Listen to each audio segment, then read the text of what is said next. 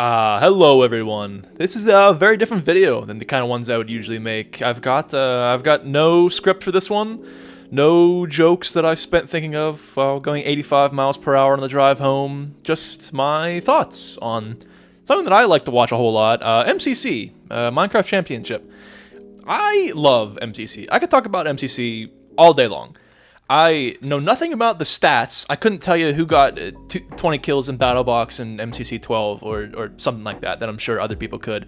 But I love talking about just game strategy, just how intricate the games are, how cool the designs of maps are, what some of the best routes for maps are. That's the kind of stuff that gets my gears turning up there in the old dusty bin I call a brain.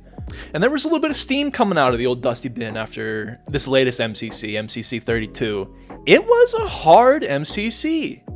Everything from the maps to the connection problems that some people were having to, well, just about everything.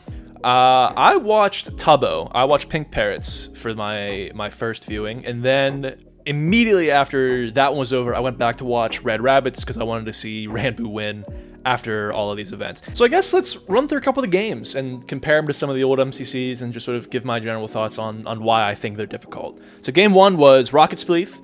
Now Rocket Spleef, this one was a little bit harder than I checked it against a couple other MCCs, MCC 28 and another one that I'm forgetting right now. But Rocket Spleef usually goes in 3 rounds, slow, fast in terms of the platform movement. It usually goes slow, fast. This one went semi-fast, slow, and then fast. The time between platforms in round 1 was much shorter in this latest MCC 32 than it was in some previous ones. So already off the rip, you're going faster. And I think even a few contestants may have noted that as well. Is that the first map, when it's usually slow, was a little bit faster this time. So that pretty likely threw some people off, having to be at a new island a lot quicker than they normally have to, especially whenever you've gone through all these past events, and those things usually stay unchanged. Times between island changes and number of rounds, things like that. Those things usually stay unchanged, so that probably caught some people off guard. Then there was Grid Runners. People don't like Grid Runners now for some reason. I love Grid Runners. People were not doing well this Grid Runners, to put it lightly. I think like half the teams didn't even finish all the rooms before it was over. So this one kind of speaks for itself. This one was hard. Now, Grid Runners has the 9 rooms, 8 normal rooms, and then the rush to the exit room. Of those 8 rooms, there are 7 rooms, which are usually pretty standard rooms, and then there's that one room at the end, which is like the hard finisher room. That's your, I compared this one to MCC 28 before. So that one had the Frostwalker rails one, where you had to freeze the water and place the rails on it. There was also that other MCC that had that, at the first time, really complicated one where you have to stand on the color-coordinated pressure plates and boost up your teammates. That one was a finishing room too. This one didn't have a finishing room. MCC 32 didn't have a specified finishing room. The last room was just copy the sculpture, and that's usually just a middle of the pack. You can stick it anywhere in the lineup, and that's your good to go room. So the fact that this one didn't have a usually harder finishing room is pretty evident that all the rooms were a little bit harder than normal. So what were those other 7 rooms? So there was the Defeat the Beast. That was room number 1. New map on that one, but pretty standard. Just kill all the mobs and you're good to go. 2 was Copy the Painting. Copy the Painting is always one that can go on for a long time and confuse people. The 3rd room is, I think, where things really started to get teams stuck, and that was the barrier parkour one. Go to the exit. That's the one where somebody has to be upstairs and guides their other teammates along the invisible path, a la Indiana Jones. So that one, a lot of teams struggled in that one. A lot of teams spent a couple of minutes doing that one. It's weird because we've seen that one before. That invisible parkour one has happened before, but I guess that just goes to show you that even if you've seen these rooms before, they're not easy. It's easy to think that as viewers that these are, oh, I could do this so easily. If I was an MCC, I could make this jump. These things are hard, man. These things are hard. Then the 3rd room was Shoot the Targets. Shoot the Targets is pretty fine, but it's the harder variant of Shoot the Targets. It's not the one where you're standing stationary and you just have to hit all the buzzers. This is the one where you have to slide down the honey blocks. So that one's a little bit harder than the standard one, but nothing too out of the ordinary there. Room 4 was push the button, the sawmill one. That one, I think that one's pretty easy. Kind of going against what I just said 20 seconds ago about how these rooms seem easy to viewers, but they're much harder for once you're actually in the moment. Just push the button. You just gotta push the button. It's fine. That's easy. Next room was defeat the beast. That's another pretty easy one. It was around this time that Pink was really starting to have some ping and connection issues, so not to say that that was MCC raising the ping of its contestants to make itself harder, though that would be very funny. The 6th room was the light the lamps one. Uppies. That one, oh boy, that one was brutal. That one did not go over well for a lot of teams, and I think that was probably the run killer for a lot of people.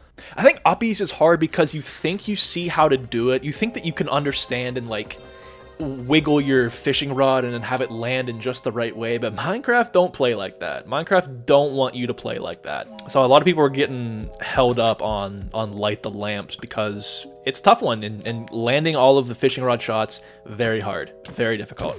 So again, around this time was when most people got stuck. They did not finish the end of the grid runners. The last ring was copy the sculpture. That one's usually not too bad, but kind of like copy the painting, it can go wrong if somebody is just hoarding all the blocks, or they just don't see where their version of the blocks are supposed to be, or if you're like Jack Manifold in that one MCC, if you leave mid-game to go and get a hot dog. And then it was race to the exit, pretty standard. Everybody knows what to do in that one, and that was the end of grid runners. And I think that some of the contestants felt my belief this one was a little bit harder than some of the old ones. Oh, that's a really hard grid runners. Dude, why'd they make it so hard? That shit was rough. Oh, that was hard. I think there was, yeah, that was difficult. There was a lot of teams that didn't get through.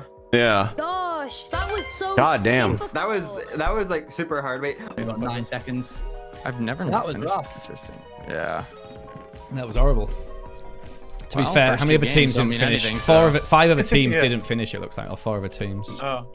Then as for some of the other games later on in the rotation, so there was Battle Box, the Doom map. That map's a little bit harder. It's a little bit different because it's so large and because it plays so heavily on the bows. The punch bows were crazy, but MCC 25, which is the first time they used this map, they had the exact same setup, so I can't really say that this one was different or more difficult than that one.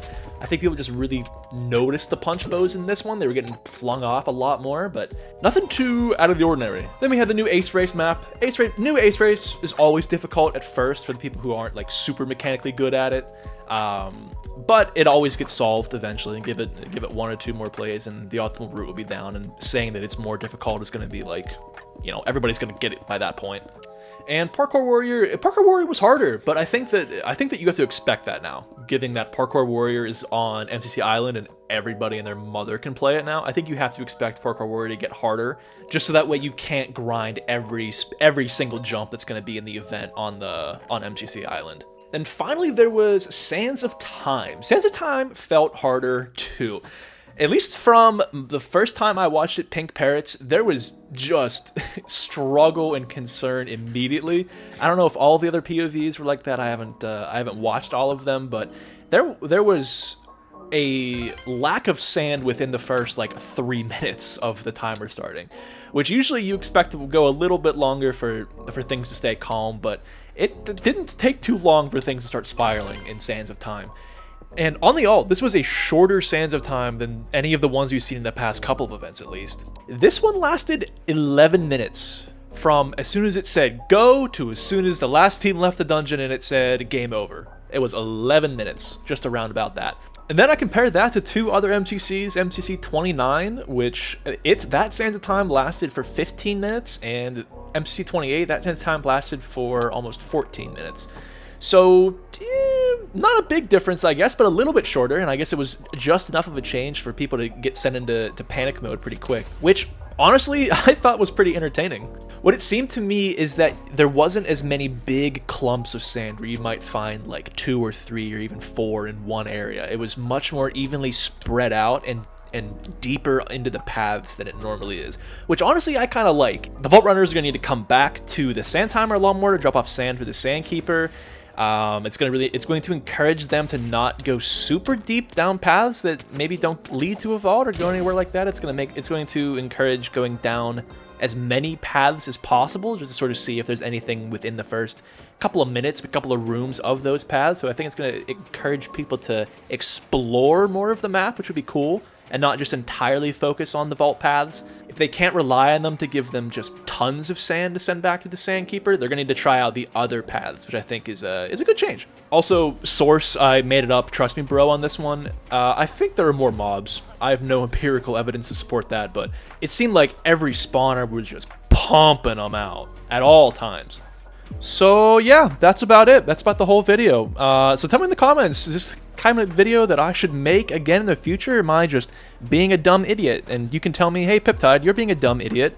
Go back and stay in your lane. Stay in your lane and stick to being the most mid Minecraft player of all time. And I will say, okay, I will do that. Goodbye!